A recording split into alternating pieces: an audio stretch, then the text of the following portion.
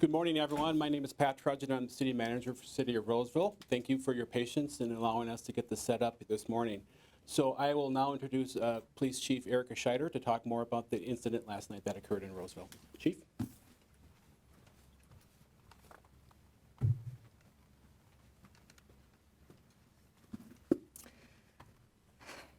Good morning and thank you for being here today. I'm Erica Scheider and I'm the Chief here at the Roseville Police Department.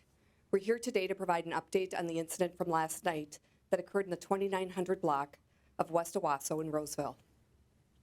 Thank you for your patience as we work through the night to gather the information for today's update. Here's a summary of last night's incident. On Tuesday, April 5th at 7:30 p.m., a 911 caller reported hearing approximately 15 gunshots in the area of 2900 block of West Owasso. Several more callers reported additional shots being fired at homes, and one reported that the suspect had a scoped rifle. When our officers arrived in the area, they immediately came under fire with continuous rifle rounds being fired at the officers and their squad cars. Officers were unable to determine where the shots were coming from because the suspect had taken up a concealed position in a wooded residential area. In the initial first minutes, a Roseville officer was struck in the face by gunfire from the suspect.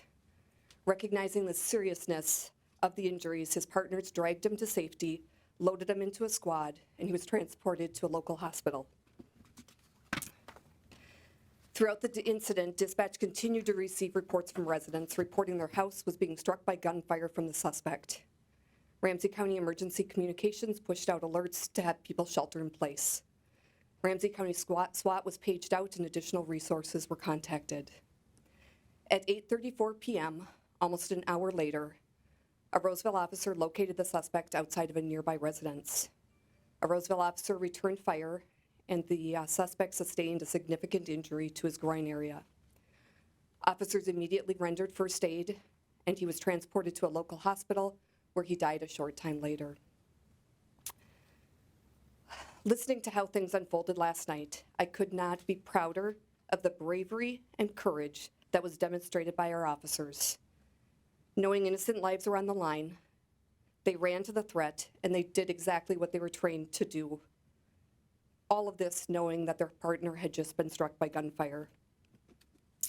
The suspect in this case fired approximately 100 rounds at officers and into homes in the area. Last night, each and every one of our officers who responded put their own lives on the line, and they went above and beyond the call of duty, knowing innocent lives were at stake. The quick thinking and heroic actions of our officers saved lives last night. Our thoughts are certainly with the injured officer and his family. We will not be releasing the name of the officer this morning, but I can tell you he's been with the Roseville Police Department for almost 3 years, and he is a well-respected, wonderful officer with our department. He is in stable condition, and we hope to learn more on his condition in the next few hours. Suspect in this case is a 43-year-old white male who lived in the area. His identity will be released following identification from the Ramsey County Medical Examiner's Office.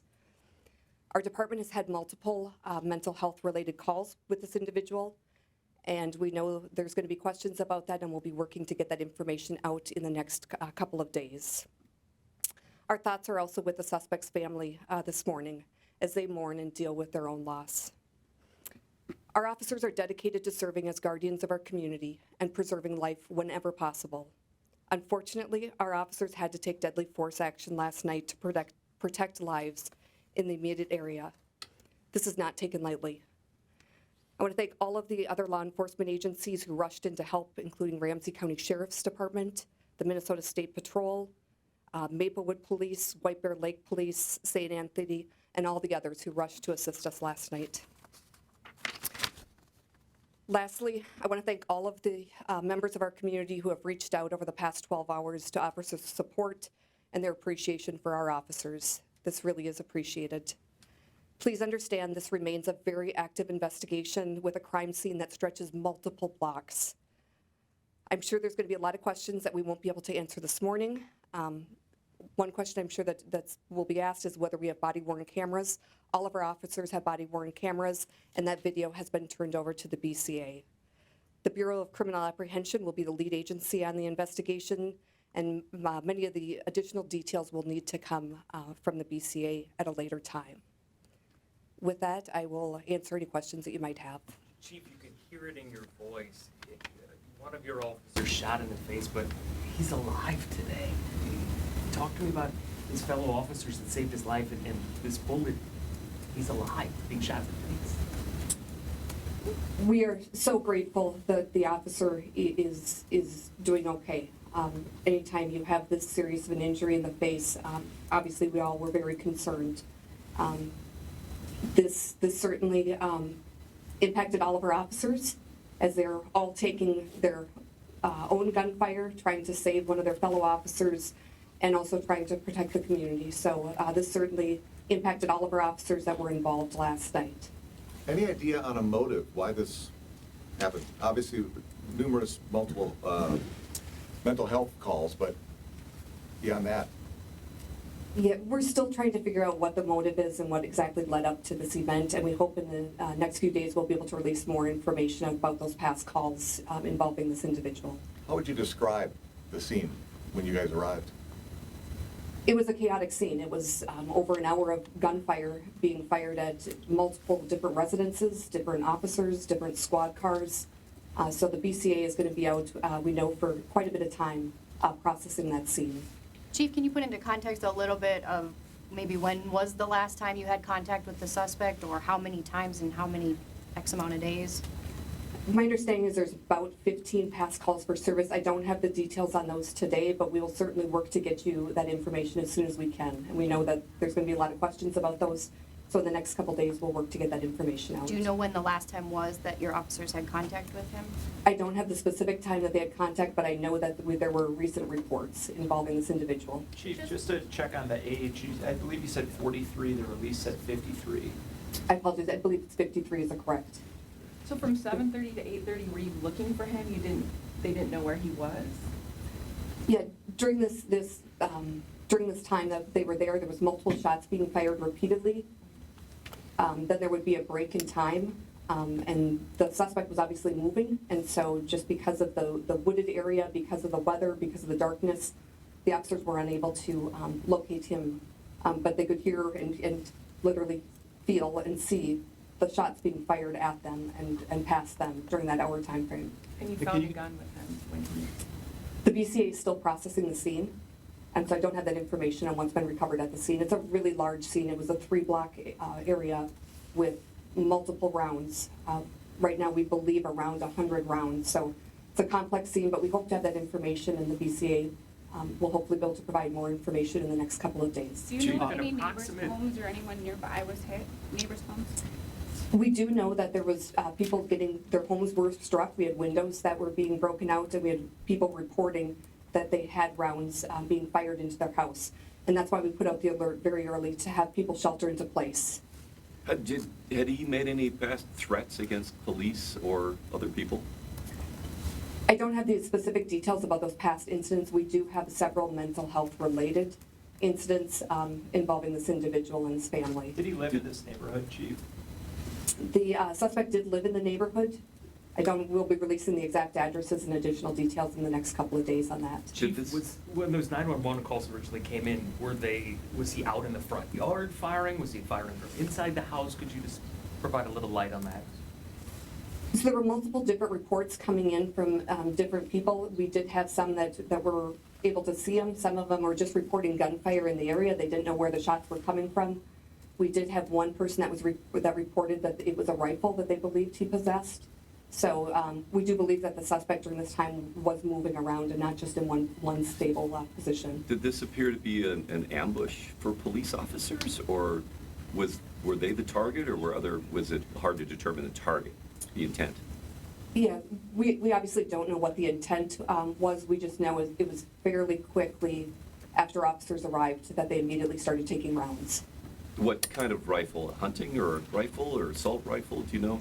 I don't have the details on the rifle. The Bureau of Criminal Apprehension will be processing the scene and collecting all of that evidence. And was it a semi-automatic? I mean, was it rapid fire or single shot? Do you know? I don't have any details on the type of gun that Just was from the involved. sound, though, of the gunfire. Yeah, I don't have those details, but we'll certainly work to get more information here in the next Can couple you days. confirm where the suspect then was found exactly? Was it in a neighbor's yard? Was it near maybe where he lived? It was in one of the yards. I don't know specifically the address, but it was in that area. This, as I mentioned, it's about a 3-block crime scene location, and so I don't have the exact location to where he was to his residence when he was encountered by the officer. But it was in a residential yard, somebody's yard. He was and ended up being shot. Correct. This whole crime scene area took place in a residential neighborhood with multiple homes and families. So, Chief, I know that police rely on emergency medical as their partners. Does the fact that his colleagues scooped him up and put him in a squad car speak to the urgency of the situation? I mean, was it a life and death difference, but those seconds they saved?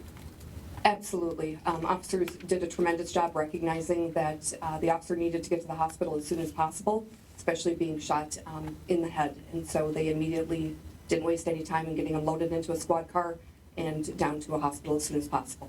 Chief, you had multiple. Chief, you got 2 more? You have multiple agencies on the scene. Can you confirm today if it was a Roseville police officer that shot and killed the suspect? We know it was a Roseville officer that encountered the suspect, correct? But at this point, you don't know if the suspect killed himself or if he was shot by a police officer? Those are things that the Bureau of Criminal Apprehension will need to confirm once they've conducted the finished processing of the scene. Was there a gun recovered? The BCA will be the ones that are processing that. They're still on the scene. We expect it to be a couple days of processing, and they would be the ones to recover the weapon at the scene. Thank you, everyone. We'll continue to provide additional information as we get that, and feel free to reach out to our contacts, and we'll be happy to provide the information as it becomes available. Thank you for being here.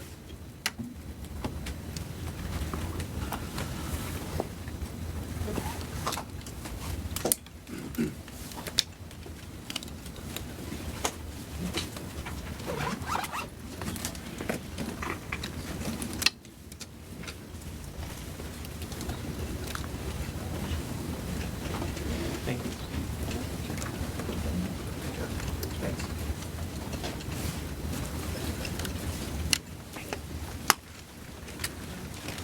You still want to go home? Whatever you want. No. Works for me. Right.